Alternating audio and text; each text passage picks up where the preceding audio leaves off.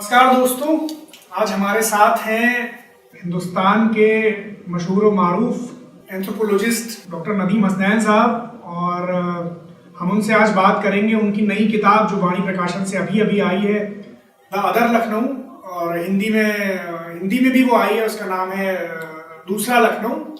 और उसके बहाने से हम लखनऊ के माशरे, लखनऊ के समाज, लखनऊ के लोगों और लखनऊ शहर के बारे में बात करेंगे। और इस बातचीत में मज़ीद रस घोलने के लिए हमारे साथ हैं एक और खालिस लखनऊ का शख्स, अखिलेश दीक्षित, जो लखनऊ में दीपू दद्दा के नाम से जाने जाते हैं। तो आज हम इन दोनों लोगों से बात करेंगे लखनऊ और लखनऊ के लोगों के बारे में। सब आपका बहुत बहुत स्वागत है इस बातचीत में। दीपू दद्दा, आपका भी स्वागत है।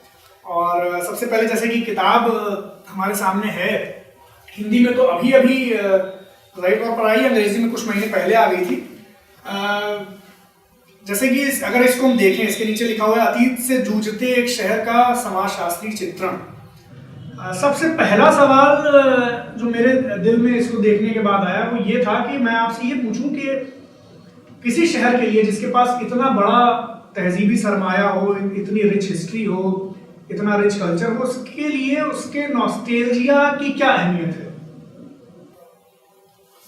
सबसे पहले तो आपका शुक्रिया अदा करना चाहता हूँ कि आपने इस बारे में बात की मुझसे। और दूसरा ये कि I wish I could deserve whatever you have said about me। अब इसका जो टाइटल है, मुझे लगता है बड़ा माने खेज है वो इस वक्त, और उसको बहुत दिन सोचने के बाद मैंने रखाया था इसको। और दी अदर लखनऊ, तो अदर लखनऊ से एक जिज्ञासा पैदा होती है कि दूसरा लखनऊ कौन सा था जिसके बारे में हम नहीं बात कर रहे हैं, हम दूसरे लखनऊ के बारे में बात कर रहे हैं। तो मेरे जहन में शुरू से ये रहा एक तरह से कि इसके पहले जो लखनऊ पर लोग लिखते रहे, और ख़ास तौर से जब मैं इंटरनेट पर जाके देख रहा था कि क्या क्या लखनऊ के बारे में जो भी स्कॉलरशिप छपी है अब तक, तो मैंने ये देखा कि वो 3 बिंदुओं के ऊपर फोकस्ड है। बिल्कुल मुझे लगता है कि 96-97% जो भी लिखा गया है लखनऊ पर, जो छपा है, जो वो 3 चीज़ों पर है। या तो नवाबी जो इरा है और उसका जो पैलेस कल्चर है, महलों की ज़िंदगी है, और उससे जुड़े हुए उनके हैंगर्स ऑन हैं, उनके बारे में, लखनऊ के खानों के बारे में, कुजीन ऑफ लखनऊ, इस तरह से, या कुछ हद तक लखनऊ की मिली जुली संस्कृति है उसके बारे में, और लखनऊ के मॉन्यूमेंट्स के बारे में बहुत कुछ है। तो नवाबी एरा, लखनऊ के मॉन्यूमेंट्स इम्पॉर्टेंट, और तीसरा जो है वो फर्स्ट वॉर ऑफ इंडिपेंडेंस 1857, इसके बारे में है। तो मुझे हमेशा ये लगा कि दरबार के बाहर भी जिंदगी थी, समाज रहता था, क्यों नहीं मुझसे पहले इन लोगों ने कोशिश किया कि कोई उस पर सीरियस काम कर सके। छुटपुट ज़रूर ऐसा हुआ कि छोटे छोटे लेख इस तरह से छपते रहे कभी कभार, लेकिन कोई hard data, field data based किताब आना जो है वो क्यों नहीं लोगों ने कोशिश किया इसके बारे में।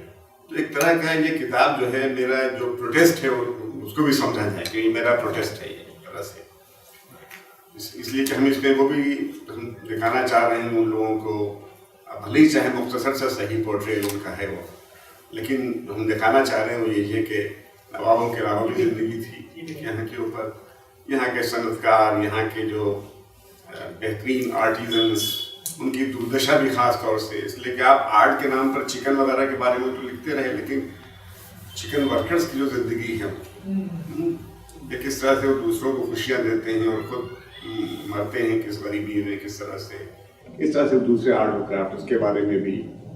उसके अलावा जो लखनऊ की सोशल डेमोग्राफी है, लखनऊ में कितनी तरह के कास्ट कम्युनिटीज़ रहती हैं, कितनी तरह के रिलीजियस कम्युनिटीज़ हैं यहाँ पर, और किस तरह से उनमें एक तरह की सिम्बियोटिक रिलेशनशिप है, they have been sustaining each other culturally. ये सारी बातें ऐसी थी जिनको थोड़ा सा नज़रअंदाज किया गया था, और ख़ास तौर से जो आज का बदलता हुआ लखनऊ है, कैसे लखनऊ एक मॉल और मल्टीप्लेक्स कल्चर के अंदर जा रहा है, कैसा कंज्यूमरिज्म और कंज्यूमर कल्चर आ रहा है लखनऊ में। इस तरह की तमाम चीज़ें, लखनऊ का सबाल्टर्न, उसका मार्जिनलाइज, उस पर हाशिए पर रहने वाले समाज, यहाँ पर जैसे लखनऊ में आप उर्दू के बारे में हम बहुत लिखते रहे, लेकिन मुशायरे के बिना उर्दू साहित्य के बारे में कल्पना भी नहीं की जा सकती। मुशायरे किस तरह से बदले और अब किस तरह से मुशायरे हो रहे हैं, इस पर भी बहुत कम लोगों ने कुछ लिखने की कोशिश की। इन तमाम इस तरह की बहुत सी चीज़ें थी। तो चूंकि ये उस लखनऊ में नहीं थी जिस लखनऊ के बारे में और लोग बात कर रहे थे, इसलिए मुझे लगा कि इसका नाम ये होना चाहिए। और इसकी तहरीक मुझे वहाँ से मिली जब मैं अपनी PhD थीसिस देख रहा था। तो मैंने किताब पढ़ी थी उस ज़माने में, एक अमेरिकन स्कॉलर की, द अदर अमेरिका, जिसमें वो अमेरिका के होमलेस और अमेरिका के गरीब के बारे में भी लिख रहा है। तो तहरीक वहाँ से भी थी, तो इसलिए इसका नाम था द अदर। सवाल एक दूसरे पहलू की तरफ भी था कि ऐसे किसी भी शहर के बारे में जो इतना ज़्यादा अपने आप में गहराई समेटे हुए हो, इतनी ज़्यादा पेचोखम हो उसके समाज में, और इतनी रिच हिस्ट्री हो, उसके लिए नॉस्टैल्जिया का होना क्यों इम्पोर्टेंट है, या क्यों ये ज़रूरी है कि वो अपने रफ्तगा को याद रखे? ये बात बहुत सही आपने सवाल भी किया, और मेरा ख्याल है कि इसका जवाब भी माकूल होना चाहिए इसमें। मुझे ऐसा लगता है, ये मेरी बड़ी स्ट्रॉन्ग फीलिंग है मेरी इस तरह की, कि लखनऊ जैसे शहर जो हैं, जैसे अगर आप पूरा साउथ एशिया देखिए आप, तो साउथ एशिया में शायद लखनऊ और कलकत्ता और उसके बाद दिल्ली, ये तीन ही शहर मुझे ऐसे नज़र आते हैं जिनको लेके इतना नॉस्टैल्जिया है।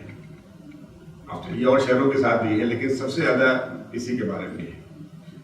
और शहर बदलते हैं, अर्बनाइजेशन हो रहा है, इंडस्ट्रियलाइजेशन हो रहा है, तेज़ी के साथ वैल्यूज़ भी बदलती हैं, सोशल डेमोग्राफी बदलती है शहरों की। लेकिन हर शहर का अपना एक कल्चरल हेरिटेज भी होता है।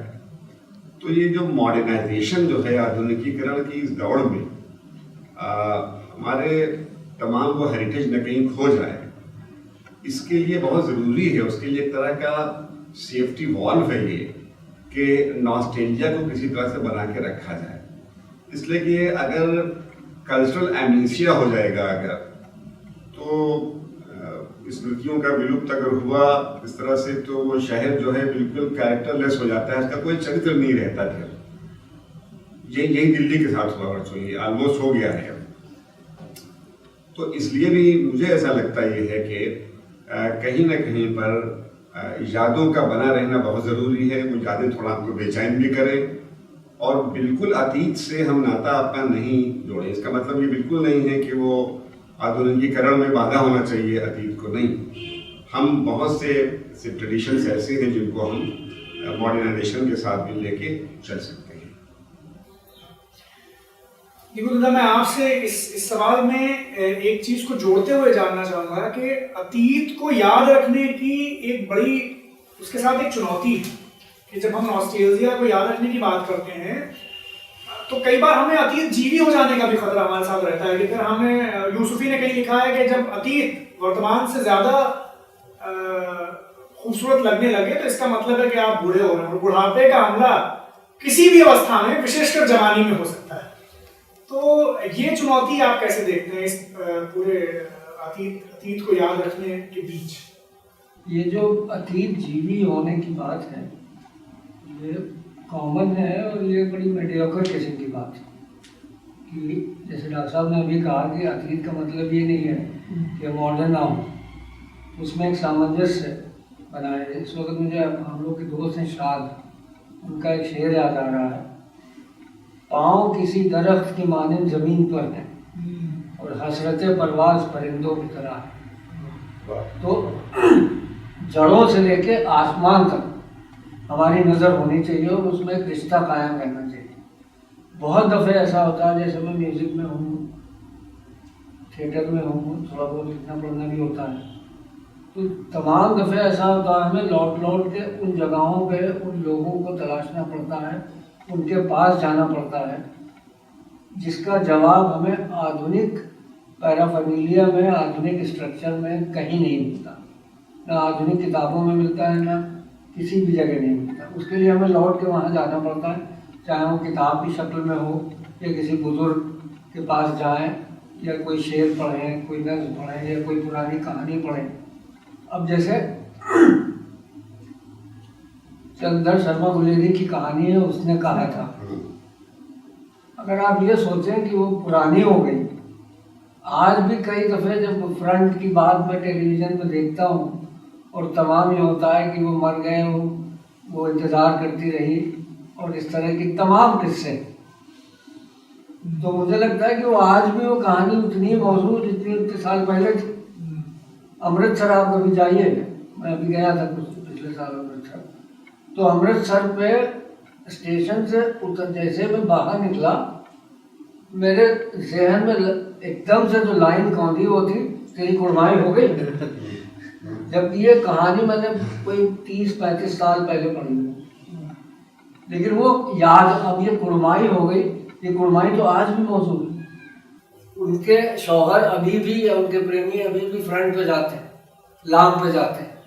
तो इसलिए अतीत और आधुनिकता में, बल्कि 3 आप समझ लीजिए, बीते हुए वक्त में, आज के वक्त में और आने वाले वक्त में, तीनों में एक सामंजस्य बनाना पड़ेगा, जिसमें प्रेजेंट का जो वक्त है ये पुल का काम करता है। ऐसा पुल नहीं जो खाली पुल आप पार कर दें, नरेश जी कहते हैं कि पुल पार करने से नदी पार नहीं होती। नदी पार नहीं होती नदी में धंसे बिना। या अगर हम ये सोचें कि इस पार प्रिय मैं हूँ, मधु है, उस पार प्रिय ना जाने के, तो उस पार के लिए दशरथ माझी होना पड़ेगा, छायावाद में नहीं जाना पड़ेगा कि आप कल्पना में सोचें।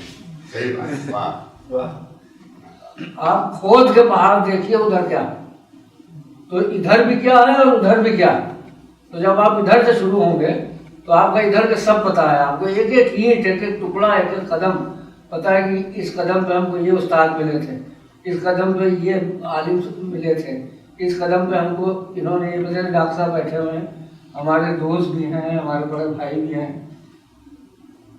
मुझे याद नहीं है कितने सालों से हम दोनों एक दूसरे को जानते हैं।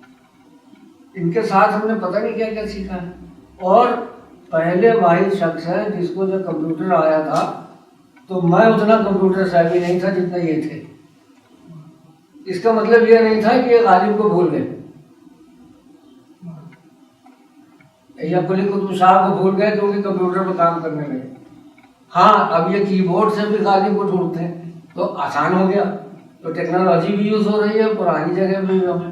तो इसलिए अतीत जीवी होना तो एक मीडियोकर किस्म का स्टेटमेंट है, वो वही लोग देते हैं जो आगे नहीं बढ़ना चाहते, अपनी जगह से कोई परिवर्तन नहीं चाहते, वो वैसे ही रहना चाहते हैं जैसे वो हैं।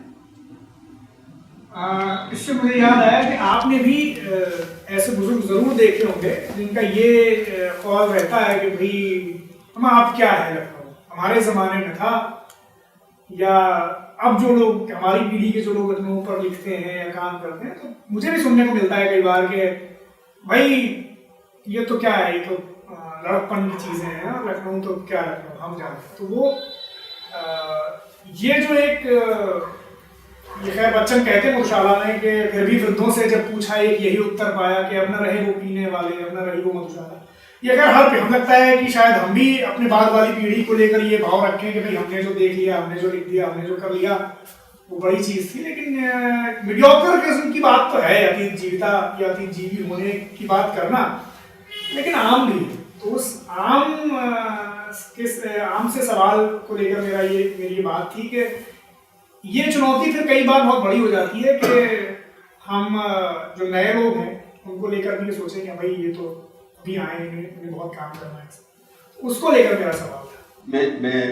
मैं अखिलेश की कई बातों से बहुत सहमत हूँ। खासतौर से अगर इस बैकग्राउंड में देखा जाए, ये बात कह रहे थे जो इन्होंने जो मुख्तसर बात कही थी, वो बात नहीं इन्होंने कही जो मैं इनकी तरफ से कह सकता हूँ बात को, और वो ये थी कि एक ऐसे बैकग्राउंड में अगर आप देखें, अब लखनऊ में अगर आप उसकी लखनऊ की डेमोग्राफी देखें तो आप लखनऊ में रहने वाले जो 60% या उससे ज़्यादा लोग अब लखनऊ के नहीं हैं। मतलब वो पिछले 20 साल 25 साल 30 साल में लखनऊ में बसे 40 साल या आज़ादी के बाद के सब या मेरे जैसे लोग भी नहीं हैं जो लखनऊ के तो नहीं थे लेकिन अपने बचपन में लखनऊ आ गए थे और अब वो 60s और 70s में अब हैं। जिनका सिलसिला बचपन से था। तो एक इस तरह के अगर बैकग्राउंड में हम देखें तो नॉस्टैल्जिया और उन यादों का बना रहना और ज़रूरी हो जाता है, इसलिए कि बहुत जल्दी हम एक ऐसे रास्ते की तरफ जा रहे हैं कि शायद अगले 2 या 3 डिकेड्स के बाद शायद लखनऊ के रहने वालों की तादाद बहुत कम हो जाएगी और लखनऊ जो है बिल्कुल उसका डेमोग्राफिक ट्रांसफॉर्मेशन एक तरह का होने जा रहा है। जिनकी खुद यादें लखनऊ से भी जुड़ी हुई हैं, जो खाली किताबों में लखनऊ को पाएंगे या सिनेमा में, खासतौर से अगर हिंदी सिनेमा देखते हैं तब तो वही वो लखनऊ देखेंगे।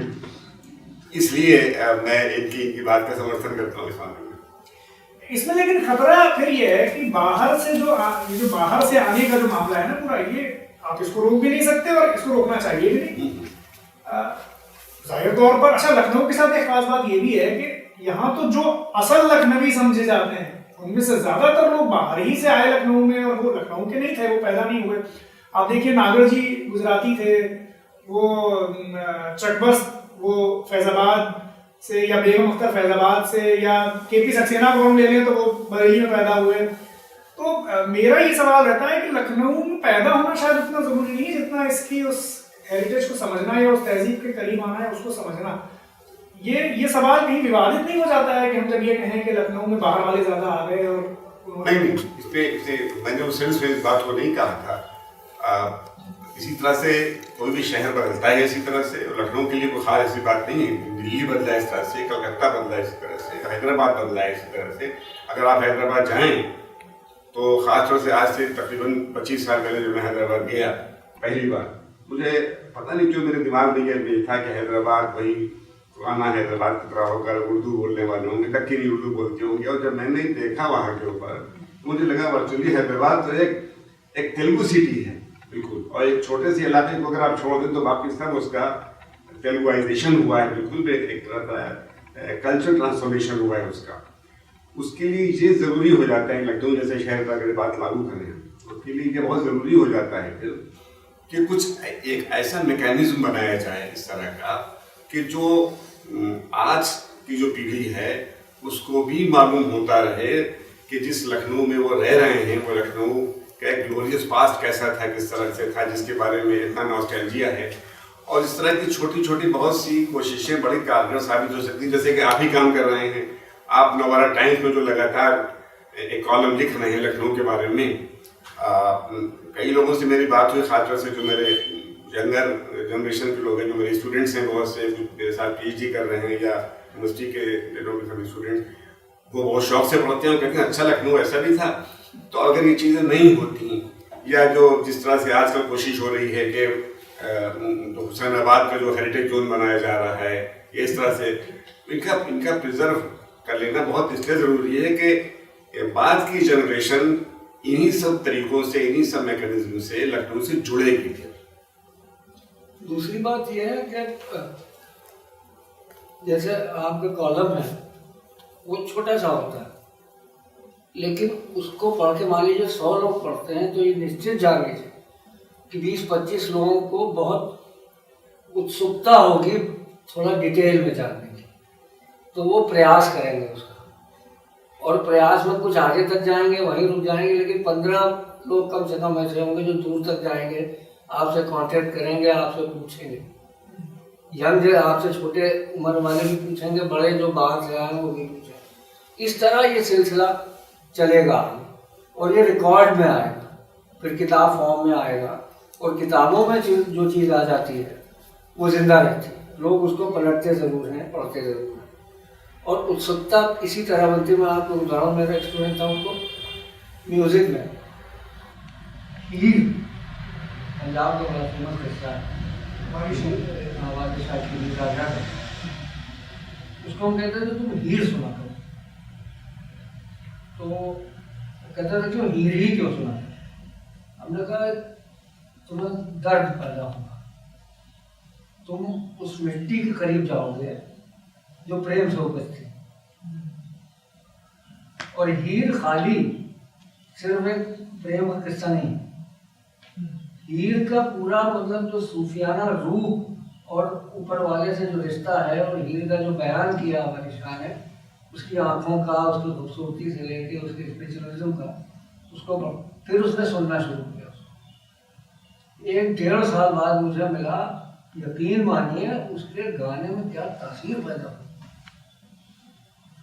मतलब वो बिल्कुल ऐसा हो रहा था, हमें लग रहा था कि यार तुम तो सूफी हो जाओगे, अब इतना भी नहीं, लेकिन उसके अंदर वो जो दर्द पैदा हुआ, ड्राई गाता था, कुछ सा लगाते, सा सा सा, ये क्या है इसमें, जब तक यहाँ से नहीं, यहाँ ये सुनो बार बार हम उससे कहते हैं।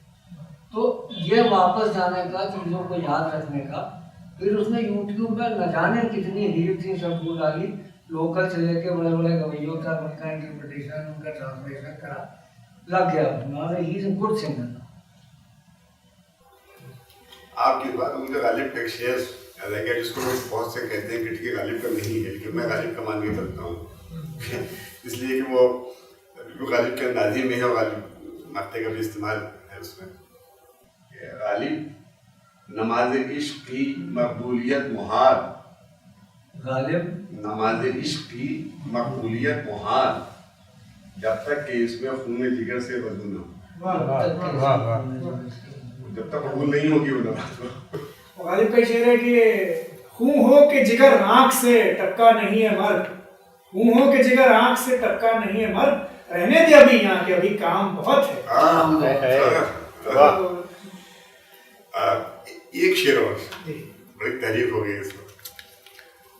मुसफ़ी हम तो ये समझे थे कि होगा कोई जख्म, मुसफ़ी हम तो ये समझे थे कि होगा कोई जख्म, पर तेरे दिल में बहुत काम रफू का निकला।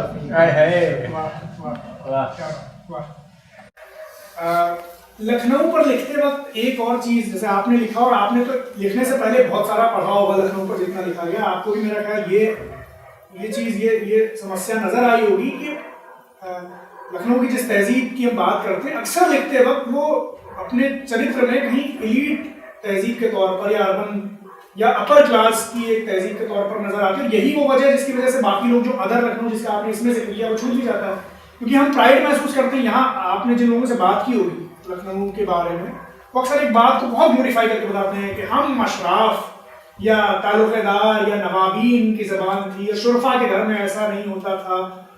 ये जो अपने आप को आवाम से अलग कर देने का जो पूरा मामला है, इसी से ये हुआ कि ये अदर लखनऊ छूट गया, इस पर अब आप देख रहे हैं। तो ये जो मुश्किल आई लखनऊ में जिन लोगों ने पहले लिखा हुआ, कई मतलब तो 100 साल से ज्यादा शरद की किताब लिखी गई, उसके बाद फिर वो कदीम लखनऊ की आखिरी बात, सारी किताबों में आपको दिखेगा कि एलीट कल्चर और वो हावी। तो एक लेखक के बतौर आप उसको कितनी चुनौती या समस्या की चीज मानते हैं या इस तरह से? मेरे सामने भी ये कुछ हद तक ये डिलेमा था इस तरह का, लेकिन चूंकि मेरे जहन में शुरू से ही एक तरह का ये प्रोटेस्ट था कि क्यों छोड़ दिया दूसरे लखनऊ को। तो एक तो काम मैंने बड़ा दिलचस्प आपको बताऊँ बात, मैंने ये किया कि मैंने उन कई लोगों से, तो खासतौर से पुराने लखनऊ के पुराने नवाब और बड़े हाई प्रोफाइल जो हैं, जो पेज 3 पर भी बहुत आपको नजर आते हैं, तो हम इस तरह के लोग जिनको जितने भी बाहर के स्कॉलर्स आके उन्हीं से लखनऊ को सबसे पहले समझते हैं, फिर वो अपना स्कॉलरशिप दे जाते हैं। मैंने तय किया कि उनसे कोई बात ही नहीं करूँगा मैंने उनसे कोई किसी तरह की बात नहीं की, मैंने उनसे कभी नहीं बात किया। बल्कि मेरी टीम में जो काम कर रहे थे मेरे सहयोगी, कहीं उनसे उन्होंने जिक्र किया कि तस्करतन के साहब कुछ एक रिसर्च प्रोजेक्ट पर काम कर रहे हैं ये मेरे बारे में। उन्होंने कहा लेकिन मुझसे तो उन्होंने कोई बात अब तक की नहीं। तो जब ये मेरे कान में पड़ी तो मैंने सोचा कि तो आप सही रहा, मैं बिल्कुल सही रास्ते पर, मैंने उनसे कोई बात नहीं। अच्छा, आपके सामने एक चुनौती और रही होगी, वो बहुत कॉमन बात है कि लखनऊ की जब हम बात करते हैं, एक एक तो ये है कि एक एलीट मुस्लिम कल्चर और मुस्लिम कल्चर में भी एक शिया कल्चर जो है वो सबसे ज़्यादा डोमिनेंट तौर पर हमें किताबों में या उस तरह से नजर आता है। गोया कि ये मान लिया जाता है कि यही लखनऊ की असल तस्वीर है कि जैसे जावेद अख्तर ने कहीं कहा कि भाई रवैली की फिल्में देखने में लगता है कि हर मुसलमान लड़की जो है वो साधना की शक्ल की होती होगी लखनऊ में, ऐसा हम तो वो एक समस्या जो कि आप भी उस सारी ट्रेडिशंस को जानते समझते हुए और लगभग उसी तरह के घराने से निकल के आते थे, तो ये इस बायस को दूर रख पाना या इस चुनौती से पार पाना कितना? देखिए, मैं पैदा हुआ था एक ट्रेडिशनल शिया फैमिली में। वो अलग बात है कि उनके कोई मतलब मुझे बांध के रख नहीं पाए अपने साथ, लेकिन वो असर तो था ही, काफी हद तक वो ट्रेडिशनल भी थे साथ में। तो मेरी लगातार ये कोशिश रही कि जब मैं शियों के बारे में लिखूं, इसलिए कि शियों के बारे में लिखना इसके मेरे लिए बहुत ज़रूरी था। उसमें दो वजह से, एक तो जो हम लखनऊ की बात करते हैं तो ये बात हमको नहीं भूलना चाहिए कि पूरी दुनिया में जो शिया कल्चर के दुनिया में जो लखनऊ है उसका बड़ा सेंट्रल प्लेस है, बहुत इम्पोर्टेंट प्लेस है, तो उसके बिना तो बात ही नहीं हो सकती। तो लेकिन दिक्कत क्या हो रही थी कि जो हम नवाबीन के बारे में बात करते थे, शिया नवाबीन के बाद जो नवाब थे या शिया वगैरह थे इस तरह के, तो हम बहुत सी चीज़ों को जानबूझ के जानते हुए भी हम नजरअंदाज कर रहे थे। और मुझे लगा कि मेरा एंथ्रोपोलॉजिस्ट होना उस वक्त, जो मेरी एंथ्रोपोलॉजी की ट्रेनिंग थी मेरी दिनों की, वो काफ़ी काम आ गई। अगर गालिबन मैं एंथ्रोपोलॉजिस्ट नहीं होता तो शायद मैं इतना तटस्थ होके शायद मैं नहीं लिख पाता था। इसलिए कि मैंने उसमें बहुत सी चीज़ें ऐसी भी लिखी हैं उस कम्युनिटी के बारे में जो मुझसे कई लोगों ने कहा कि हमें अच्छी नहीं लगी, आपको ये बात लिखने की क्या ज़रूरत थी? तो मैंने कहा भाई लिखने की क्या ज़रूरत थी? मैं कोई आपको प्रोपेगेट करने के लिए मैंने किताब शुरू की है ना, मैं तो एंथ्रोपोलॉजिस्ट हूँ, है ना। मेरे लिए तो एक बिल्कुल एक सवाल ऑब्जेक्टिविटी का है, तो मैं जिसको ऑब्जेक्टिव समझ रहा था मैंने उसको लिखा। आपको अच्छा लगे नहीं लगे, जैसे जब मैंने वसीक इदारों के बारे में लिखा उसमें, तो मेरे दिमाग में हमेशा से ये था कि आप नवाबों को तो ग्लोरीफाई करते रहे, तमाम इस तरह की आप बात करते रहे, लेकिन वो नवाब जो बर्बाद हो चुके बिल्कुल आज, इनके बाद अब कुछ नहीं बचा है, जो उन नवाबों के डिसेंडेंट्स थे उस पर कुछ रक्षा चला रहे हैं, कुछ बेचारे खोंचा लगा रहे हैं, कुछ दूसरे इस तरह के लोग, और जो वसीका जो उनको मिलता है, जो अंग्रेज़ों ने कुछ नवाबों से जो कर्ज लिया था उसके इंटरेस्ट में जो मिलता है उनको, वो पीढ़ी दर पीढ़ी उसका डिवीजन होता गया, और वो नतीजा ये हुआ कि वो ₹1 या ₹1.22 तक आ गया। मैं उस दर्द को देखना चाह रहा था और समझना चाह रहा था और दिखाना भी चाह रहा था कि किस तरह से वो उस ₹1.20 को हर महीने लेने के लिए वो अपनी फटी हुई शेरवानी पहनकर और मस्की हुई टोपी पहनकर और ₹50 का टांगा करके वहां पर आता है उसको लेने के लिए।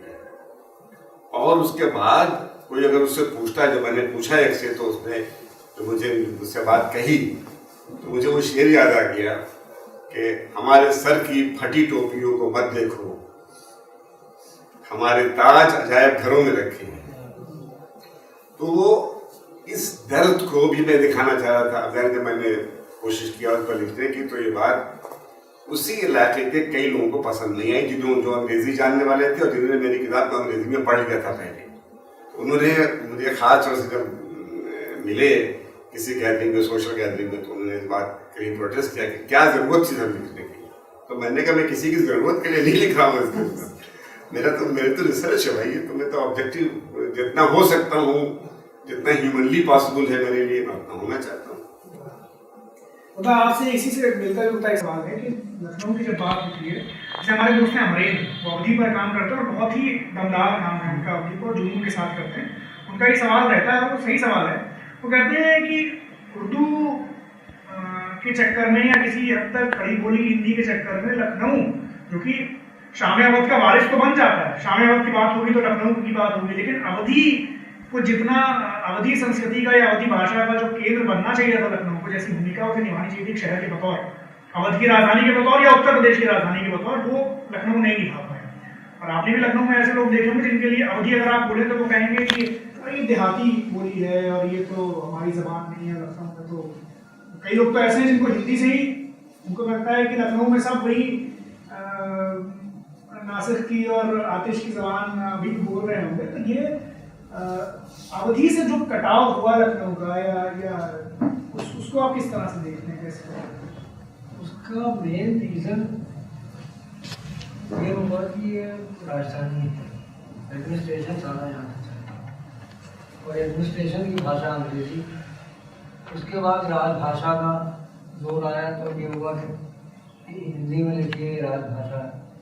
लेकिन अभी भी आप पुराने इलाकों में जाइए कि रिस्पेक्टिव ऑफ कि वो मुस्लिम है या हिंदू है, किस कास्ट के हैं, वो आपको अवधि में बातचीत करते मिलेंगे, सारे मिलेंगे। अभी हमारे दोस्त हैं आस्था हॉस्पिटल में एडमिट है, वहाँ जितनी अटेंडेंट्स हैं सब अवधि में बात करते हैं। पहली बार मैंने किसी हॉस्पिटल में देखा, कहा भैया आज तो हमने कहा है लेकिन आज तो भैया बहुत खुश रहा है, बैठाला इनका हम चेयर पर भैया वाली तो धूप में बैठावा, हमारा दाढ़ी बनवा दे।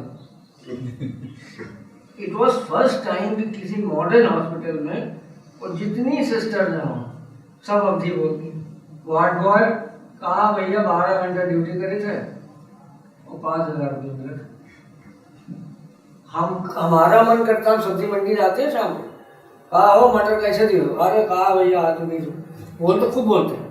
लेकिन उसको मेन उसमें मतलब मंजरे यहाँ पे इसलिए नहीं आ पाए अब क्योंकि यहाँ एडमिनिस्ट्रेटिव सेंटर हो गया और बाबू कल्चर बहुत ज़्यादा हो गया। मेरा सवाल इसी पर था कि शहर के बतौर जो भूमिका लखनऊ को निभानी चाहिए थी सरकारी तौर पर भी नहीं वो नहीं हुई अवधि के लिए। लखनऊ में उस तरह की कोशिश। दूसरी बात ये हुई कि जैसे डॉक्टर साहब का प्रोटेस्ट ये है कि लखनऊ पे जब भी लिखा गया तो न पैलेस कल्चर और क्या खाते थे और क्या नाचते थे, इसके अलावा कुछ नहीं। आज से 100 साल की जब की हिस्ट्री अगर लिखी जाएगी तो आज के 2 साल में 1-2 उसको कभी कभी हम अदबी उर्स भी कह देते हैं वो होते हैं। और उसमें लखनऊ के नाम पे एक बॉम्बे के एक्टर आके ये बताते हैं कि मुझे शराब की बहुत बुरी लत है तो मैं उसको छोड़ूँ कैसे। और ऑर्गेनाइजर इस पर वाह करते हैं, यूथ इस पर वाह करती और वो 2 घंटे तकरीर देते हैं। तब इस तरह के जो जिम्मेदार लोग हैं जो टोटल एलीट कल्चर के हैं, जिनका ना हिंदी से कोई मतलब है ना अवधि, सिर्फ अंग्रेजी, वो अदब को और लखनऊ की तहजीब को आगे बढ़ाने और उसको शोकेस करने की कोशिश करते हैं। तो उसमें अवधि तो कहीं रही नहीं जाती। बेकर उत्साही की अभी डेथ हुई, अमरेंद्र ने लिखा, बेकर उत्साही कितने बड़े गीतकार, लेकिन इस पूरे अवध इलाके में कोई बहुत बड़ा कोई इस तरह का प्रोग्राम उनके लिए नहीं हुआ। यहाँ पर एक बहुत ज़रूरी चीज़ मुझे ख्याल आ गई लखनऊ के बारे में, खासकर आपने इस किताब में भी बहुत जगह उसके यहाँ झलकियाँ मिल जाती हैं। लखनऊ बड़ा मशहूर रहा है अपनी कौमी एकजहती के लिए, जहाँ कंपोजिट कल्चर रहा। अच्छा, फिर हमें ये मानना पड़ता है कि न सिर्फ हिंदू कल्चर लखनऊ नहीं है, अकेले अपने आप में मुस्लिम कल्चर लखनऊ नहीं है, अकेले उर्दू लखनऊ नहीं है, अकेले हिंदी लखनऊ नहीं है। इन सब का जो मिलने जुलने से एक नई जो तहजीब निकली वो है लखनऊ। मतलब अगर आप कहें कि सिर्फ लखनऊ में सिर्फ उर्दू ही उर्दू है, लखनऊ बन ही नहीं सकता, लखनऊ का सफर हो ही नहीं सकता जब तक उसमें अवधी और हिंदी आकर ना मिले। इसी तरह से सिर्फ अगर आप कहें कि लखनऊ सिर्फ मुस्लिम कल्चर है, सवाल ही नहीं होता। तो ये जो लखनऊ की मशहूरियत है अपनी कौमी एकजहती के लिए, इस किताब को लिखते वक्त आप जाहिर तौर पर हम जब लखनऊ में पैदा होते हैं या रहते हैं इतने सालों तक तो उसके बेशुमार उसकी मिसालें हमारे सामने से गुजरती हैं, लेकिन इस किताब को लिखते वक्त आप ने किस तरह से उसको रिविजिट किया, उसको रिफ्रेश किया? हाँ, क्योंकि मैं बचपन से लखनऊ में रह रहा हूँ। मेरे 2 साल की उम्र मेरी थी तो लखनऊ आ गया था और मेरे वालिद साहब रिटायर हो गए थे 50 में ही। ज़ाहिर की सारी सर्विस तो भी अंग्रेज़ों के ज़माने में की थी और उनके सामने सबसे बड़ा मसला ये था कि वो कहाँ पर सेटल हो। ज़ाहिर है वो गाज़ीपुर और आजमगढ़ जाना नहीं चाह रहे थे और बच्चों की तालीम के लिए दो ही जगह उसको समझ में आती थी, या तो इलाहाबाद था या लखनऊ था। इलाहाबाद थोड़ा उनको अजनबी लगता था उनको। लखनऊ इसलिए भी शायद उनको अच्छा लगता था कि वो मुहर्रम के सिलसिले में भी कई बार लखनऊ आए थे और लखनऊ में कई रिश्तेदार भी पहले से रह रहे थे, तो उन्हें लखनऊ तय किया। जब मैं थोड़ा बढ़ रहा था जो मैं स्कूल के दिनों में, तब से ही मैंने यहाँ के कंपोजिट कल्चर को समझना शुरू किया। और इतना तो मैं आर्टिकुलेट नहीं कर सकता था, लेकिन मुझे ये लगा कि लखनऊ जैसी बात उस कंपोजिट और सिंथेटिक कल्चर जिसे हम कहते हैं, जिसमें गिव एंड टेक भी होता है बहुत ज़्यादा, बड़ा मुश्किल है शायद कहीं और मिलना, या उस हद तक मिलना बहुत मुश्किल है। और यही एक बात ऐसी है कि जिसकी वजह से मैं अवध के नवाबों के आगे अपना सर झुका देता हूँ। बाकी जो उनकी अपनी एरिस्टोक्रेसी थी और अपनी उनकी आराम तलबी थी और तमाम जो उनका पैलेस की जिंदगी थी, उससे तो मुझे कोई इंटरेस्ट कभी नहीं है। लेकिन ये काम उन्होंने इतना बड़ा कर दिया उन्होंने ये, और उन्होंने जो रिलीजियस टॉलरेंस, जो कल्चरल डाइवर्सिटी, जिस तरह से उसके तमाम ट्रेडिशंस को मजबूत किया यहाँ पर आके, जबरदस्त उन्होंने किया काम ये। मेरी योगी की वजह से ये ऐसा था, समझिए कि जब अलीगंज का जो हनुमान मंदिर है, जिसके बारे में कहा जाता है कि बेगम आलिया की वजह से वो बना था, और उन्होंने ही उस गांव के रेवेन्यूज को उसकी देख रेख के लिए उन्होंने कहा था कि रखा जाएगा। मुझे याद है कि एक ज़माने में, शायद गालिबन 60s की बात है, 70s की बात हो, यहाँ नगर महापालिका में जब शौक हुआ, एक पोलिटिकल पार्टी की हुकूमत थी, उसके अंदर नगर महापालिका में जिनको बहुत शौक है कि वो सारे मुस्लिम नाम, मुस्लिम ट्रेडिशंस को इस तरह से ख़त्म करे, वो फॉरेन समझ के उन्होंने जब उसका नाम बदलना चाहा, तो महंत वहाँ का, मुझे अभी भी याद है, वो भूख हड़ताल पर बैठ गया था। उसने कहा आलिया बेगम का नाम नहीं बदल सकता, ये तो अलीगंज तो आलिया बेगम के नाम के ऊपर है, वो नहीं बदला गया। हज़रत अली के नाम पर भी कुछ लोग कहते हैं।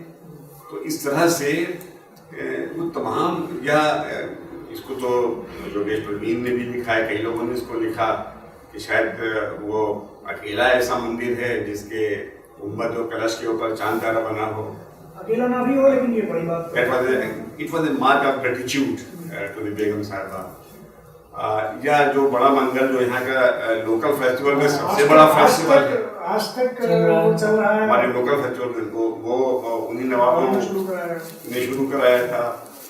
चूंकि यह हनुमान कल्ट का एरिया था, तो लिहाजा रिकॉर्डेड हिस्ट्री में भी यह है कि कई इस तरह के ज़माने गुजरे नवाबों के ज़माने में, जबकि बंदरों को मारना, उसको नुकसान पहुंचाना जो है वो बाकायदा जुर्म था एक। तो जो इस तरह के ट्रेडिशंस आए, और फिर वाजिद अली शाह के ज़माने में तो सभी को पता है कि अपने उरूज पर पहुंच गया था वो, किस तरह से वो कथक को उन्होंने पैट्रोनाइज किया, किस तरह से वो खुद जो है वो जन्माष्टमी के अंदर खुद वो कृष्ण बना करते थे, किस तरह से सारे what was best in these two traditions, he was able to synthesize it. तो ये चीज़ जो है लगातार ज़हन में हमारे रहती थी, और जब बाहर कभी जाते थे तो इस बात को हम बड़े फख्र के साथ लोगों को बताया करते थे कि देखिए ऐसा हमारा लखनऊ रहा है। और अगर हम इसको पॉलिटिकली भी देख लेंगे इस बात को, तो हम ये देखें कि Lucknow was hub of activities of Muslim League related to partition movement। तो अभी खलीफुल-ज़मा और सारे इस तरह के तमाम लोग ये वो, और बड़े बड़े जुलूस निकला करते थे मुस्लिम लीग के भी यहाँ से। लेकिन जो 47 में पाकिस्तान बन गया, तो गिनती के लोगों को छोड़ के कोई यहाँ से माइग्रेट तो नहीं किया, यहीं रह गए लोग। उसके अलावा जब ऑलमोस्ट पूरा नॉर्थ इंडिया जल रहा था, दंगों की आग में जल रहा था, खून खराबा हो रहा था, लखनऊ उस वक्त भी शांत था, कुछ नहीं हुआ था लखनऊ में। आखिरी में मैं आप दोनों से, पहले तो नदीम साहब आपसे मैं ये जानना चाहूँगा, एक ही सवाल दोनों से है कि आपका लखनऊ का तसव्वुर क्या है, आपके लिए लखनऊ क्या है?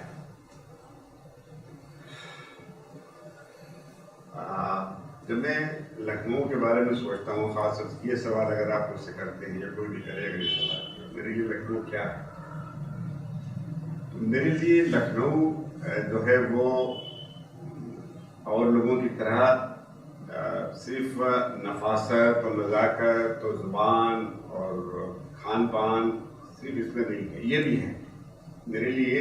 ऐसा नहीं कि मैं इसको बिल्कुल छोड़ रहा हूँ चीज़ों को, लेकिन मेरे लिए जो लखनऊ है वो एक ऐसा लखनऊ है जहाँ पर इतनी डाइवर्सिटीज़ के बावजूद भी लोग एक तहजीबी धागे से बंधे हुए थे, जहाँ पर इतना ज़बरदस्त सिंथेटिक और कंपोजिट कल्चर था, जहाँ पर शेयर्ड कल्चरल स्पेस मुख्तलिफ कम्युनिटीज़ के बीच में, मुख्तलिफ कास्ट के बीच में कुछ शेयर्ड कल्चरल स्पेस बहुत ज़्यादा थी जहाँ पर, और वो चीज़ें बड़ी इंक्लूसिव थी।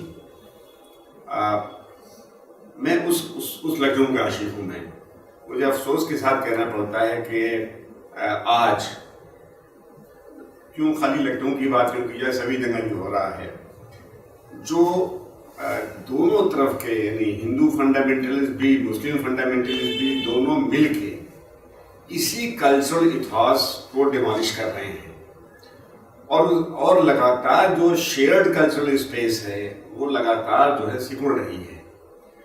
मैं एक ऐसे लखनऊ का तस्वुर नहीं कर सकता जहाँ पर इतनी टॉलरेंस ना हो, जहाँ पर इतनी डाइवर्सिटी भी ना हो, जहाँ पर इतना कल्चरल एक्सचेंज ना हो, जहाँ पर इतने शेयर्ड कल्चरल स्पेस ना हो। जहाँ पर लखनऊ मेरे लिए ऐसा शहर है जो जिसमें मैं रहता हूँ और मुझमें वो शहर भी रहता है। हर लखनऊ से मोहब्बत करने वाले में शहर रहता है। और लखनऊ की एक खास बात है कि शहर की अगर आप इससे मोहब्बत करते हैं, यहाँ के पूरे ट्रेडिशन को जानना चाहते हैं, कोशिश करते हैं, तो वो शहर आप में रहने लगता है। बहुत अच्छी बात है। और लखनऊ मेरे लिए पढ़ाई की मस्जिद है, जनिया मासी का पुल है, शीतला माता का मंदिर है, जहाँ पे अभी भी इर्रिस्पेक्टिव ऑफ रिलीजन सिर्फ वो अकीदा ही है कि वहाँ का पानी, अब तो खैर वो चिकन पॉक्स और स्मॉल पॉक्स बंद हो गए, वहाँ का पानी ले जाके इर्रिस्पेक्टिव ऑफ रिलीजन को बच्चों को अपने लगाते थे शीतला माता के मंदिर। वो साहब हैदर साहब ने क्या, वो शीतला माता मंदिर की जब भी अष्टमी का आता है मौका तो उसमें बड़ी वहाँ सेवा करते हैं, समूह भर, हाँ समूह भारत में जो है ना सेवा करते हैं। वो लखनऊ में है। लखनऊ मेरे लिए वो भी है जो गोमती के इस तरफ है, वो इसलिए है क्योंकि जिन कौमों के इतिहास नहीं होते, जिनके मॉन्यूमेंट नहीं होते, उनको तारीख भुला देती है। तो उसमें जहाँ एक तरफ रूमी दरवाज़ा, इमाम बाड़ा, बड़ा इमाम बाड़ा, छोटा इमाम बाड़ा, सतखंडा भवन, पिक्चर गैलरी, हुसैनाबाद टावर है, तो दूसरी तरफ अम्बेडकर पार्क, रमाबाई मैदान, जो बहुत दलित और पीछे छूटे हुए आइकन्स थे, जैसे डॉक्टर साहब ने भी कहा कि वो कोई नहीं जानता। इस पर उसका जो फाइनेंशियल पार्ट एस्पेक्ट है, उस पर जो डिबेट है वो अलग है, लेकिन लखनऊ आने वाले हजारों सालों में उनका भी एक पहचान भी है, प्रेरणा भी है, और उसने खूबसूरत भी लखनऊ की खूबसूरती में। और एक काम उसने जरूर किया है कि लखनऊ की जो आर्किटेक्चरल डिज़ाइन और लाइन थी उसको उसने चेंज किया। लेकिन अगर आप इतिहास में जाएं तो ब्राह्मणिज्म का उदय जो है बुद्धिज्म की लाश पर, तो उसने बहुत सारे बौद्ध चीज़ों को भी यहाँ पे बनाया। ये भी लखनऊ मेरे लिए, रूमी दरवाज़ा भी मेरे लिए लखनऊ में, दयानंद टोला मकबरा, उसमें इमाम बाड़ा दयानंद टोला में हिमांशु मजलिस पढ़ रहे हैं, ये भी लखनऊ में, सत्यनाबाद में, सॉरी, आप वहाँ पढ़ रहे हैं, लोग सुन रहे हैं, तो उनको पता ही नहीं है कि हिमांशु वाजपेयी पढ़ रहे हैं या शबीरुल हसन पढ़ रहे हैं या नदीम हसनैन पढ़ रहे हैं। इससे उनको कोई फर्क नहीं पड़ता, वो उसको इतिहास से जोड़ रहे हैं। मेरे अच्छा, इसमें एक बात ये भी है कि आज लोगों को बहुत बड़ी बात लगती है कि किसी को या किसी हिमांशु वाजपेयी ने लखनऊ में, किसी इमाम बाड़े में कोई मरसिया पढ़ दी है। लखनऊ को जो जानते हैं उनके लिए तो ये उतना नॉर्मल है जितना सांस लेना। एक सीरीज ऑफ मतलब पोएट्स है कि छन्नूलाल दिलगीर, आपने एक किस्सा सुनाया कि दबीर से किसी ने पूछा कि क्या भाई आप छन्नूलाल दिलगीर के शागिर्द हैं, तो दबीर ने कहा कि काश मैं होता। तो ये वो शहर है कि छन्नूलाल दिलगीर और कृष्ण बिहारी नूर और नानकचंद नानक और लालता प्रसाद शाह और बशेश्वर प्रसाद मुनव्वर और द्वारका प्रसाद उफुक और विश्वनाथ प्रसाद माथुर, इतने सारे कृष्ण बिहारी नूर, ये लोग रहे हैं। मेरा कहने का मतलब है कि वो ट्रेडिशन अभी भी लोगों ने जिंदा रखा, और इतिहास गवाह है इस बात का कि जिस तरह करोड़ों किताबों में कुछ ही किताबें बहुत अहम रोल प्ले करती हैं, उसी तरह अरबों लोगों में कुछ ही लोग ऐसे होते हैं जिनकी वजह से ये दुनिया टिकी रहती है। इसमें लखनऊ का बहुत बड़ा योगदान है। जरीले लखनऊ है मौसीकी में, मुसव्वरी में, क्योंकि मैं म्यूजिक का आदमी हूँ, थिएटर का आदमी, उस्ताद हमको मिले, यहाँ पे तरह तरह के लोग मिले, और मैं बहुत खुशकिस्मत हूँ उसकी, क्योंकि मैं लखनऊ का पैदा हुआ और लखनऊ में। अच्छा, यहाँ पर म्यूजिक की बात आई, मैं एक इंसान के बारे में आप दोनों की राय मैं चाहूंगा कि आप उनके बारे में कुछ बोलें और फिर मैं इस बातचीत का इख्तिताम करूंगा। लेकिन पहले नदीम साहब के पसंदीदा शायर आरजू लखनवी का एक शेर मुझे याद आ गया कि दामन को छोड़ती ही नहीं लखनऊ की खाक, दामन को छोड़ती ही नहीं लखनऊ की खाक, मिटना है आरजू इसी उजले दयाल। अब मैं वाजिद अली शाह, एक ऐसा किरदार जिसके बिना लखनऊ की क्या हिंदुस्तान की तारीख नहीं मुकम्मल हो सकती, बड़ा दिलचस्प किरदार, दोनों तरह की बातें उनके बारे में कुछ लोग उन्हें बहुत नापसंद करते हैं, कुछ लोग बहुत पसंद करते हैं, हम तो खैर उनके आशिक ही हैं। मैं जानना चाहूंगा आप दोनों से कि सबसे पहले नदीम साहब आप कैसे देखते हैं उसके बारे में? मैं वाजिद अली शाह को दो नजरियों से देखता हूँ। तो वाजिद अली शाह उस ट्रेडिशन के अलमबरदार हैं जो कंपोजिट कल्चर के, जिसका मैं आशिक हूँ जिसका, और दूसरा मैं देखता हूँ वाजिद अली शाह को एक पॉलिटिकल पर्सन के तौर पर भी, इसलिए कि अंग्रेजों ने जिस तरह से उनको डिनिग्रेट किया, ऐजाश हैं, 365 बीबियाँ थीं। अफसोस की बात यह है कि ये जाहिर किस्म के जो हुसैनाबाद के गाइड हैं, ये बाहर के टूरिस्टों को यही कहानी सुनाते हैं। दरअसल अंग्रेजों ने इसलिए वाजिद अली शाह को ऐजाश और डिबॉच बना के पेश किया था और डिनिग्रेट इसलिए किया था कि वाजिद अली शाह यहाँ के सारे लोगों, हिंदू मुसलमानों के साथ उनके लिए एक रैलिंग पॉइंट बन रहा था, जिसके चारों तरफ लोग इकट्ठा हो रहे थे और अंग्रेज बड़ा अपने को इंसिक्योर महसूस कर रहे थे कि कहीं ऐसा ना हो कि अगर वो बगावत का आलम अगर बुलंद कर दिया तो ये सारे लोग उनके साथ हो जाएंगे। तो उनके लिए ज़रूरी था कि वो वाजिद अली शाह को डिमोलिश करने लगे। तो उन्होंने वाजिद अली शाह पर्सन को डिमोलिश किया। बाद में जो पॉलिटिकल एनेक्सेशन हुआ तो वो तो बाद की बात है। इस तरह से उन्होंने उसको डिमोलिश कर दिया। मतलब बताइए ज़रा ये कि क्या ये मुमकिन है कि एक डिवॉच और टायरेंट रूलर के चले जाने के बाद क्या वहाँ घरों में चूल्हा न चले दो तीन वक्त? ये है मुमकिन? कितने लोकगीत इस बात पर गाए गए कि वाजिद अली शाह जा रहे हैं, हजरत जाते हैं लंदन, कृपा करो रघुनंदन, तमाम इस तरह की चीजें। तो ये जोश मलियाबादी ने अपनी किताब यादों की बात में लिखा है कि मैंने अपने बचपन में अपनी बड़ी बूढ़ियों को वाजिद अली शाह के जाने पर रोते हुए गाते हुए देखा है। तो मतलब ये एक ऐसा राजा था यहाँ, ऐसा बादशाह, वाजिद अली शाह है 1856 में, जोश की पैदाइश 1894 की। अगर उन्होंने 10 साल की उम्र में भी देखा हो तो हैरत की बात है कि ऐसा कौन सा बादशाह हुआ जिसके जाने के 50 साल बाद तक भी आया उसको याद करके रोती रही। ये उनकी मजबूरियत थी। तो जाहिर सी बात है आप जो कह रहे हैं वो उस पहलू पर अब फिर से बात होना शुरू हुई है कि बहुत अच्छी बात है।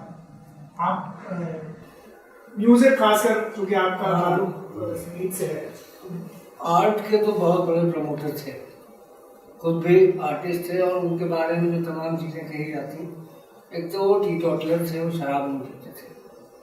ये बहुत लोगों को ये है कि बहुत अयाश थे, बहुत शराबी थे, वो बिल्कुल नहीं पीते थे। म्यूज़िक को बहुत ज़्यादा उन्होंने बढ़ावा दिया, और सबसे बड़ा काम जो वाजिद अली शाह ने आर्ट की दुनिया में किया, गयासुद्दीन हैदर ने एक जलसा शुरू किया था, लेकिन वो कैसरबाग के दरवाज़ों के अंदर होता था। उसमें रॉयल गाजीउद्दीन हैदर, लेकिन उसमें एलीट लोगों की अप्रोच थी। पहली बार इंदर सभा ऐसा एक नाटक हुआ था जब वाजिद अली शाह ने केसरबाग के चारों दरवाजे आवाम के लिए खोल दिए थे। वहाँ से लखनऊ के अवामी थिएटर की का सिलसिला शुरू होता है। और ये बात तो बिल्कुल सच है कि उनके आसपास सारे लोग इकट्ठा हो रहे थे और अंग्रेज़ों को ये खतरा था कि वो सब लोग इकट्ठा हो जाएंगे तो बगावत हो सकती। म्यूजिक को उन्होंने कथक को सिर्फ नहीं, गाने को, उनकी किताबें पढ़ी है, बनी नाजो जो उनका बड़ा फेमस ये बाबुल मोरा नहीं कर जाए। इस तरह के तमाम चीज़ें उन्होंने ऐसी लिखी, संगीत में ऐसी ऐसी बंदिशें लिखी, ऐसी ऐसी ठुमरियाँ लिखी। शायरी में उनके कितने दीवान लिखे, इंदर सभा, और उन्होंने बसंत मेला शुरू किया। उन्होंने लिखवाई या उनके ज़माने में लिखी थी? अमानत में लिखी थी। इंदर सभा अमानत में लिखी थी। बहुत शुक्रिया आप दोनों का। और वाजिद अली शाह के शेर से ही इस बातचीत को ख़त्म किया जाए, इससे बेहतर क्या हो सकता है कि हम इश्क के बंदे हैं, मजहब से नहीं वाकिफ। हम इश्क के बंदे हैं, मजहब से नहीं वाकिफ।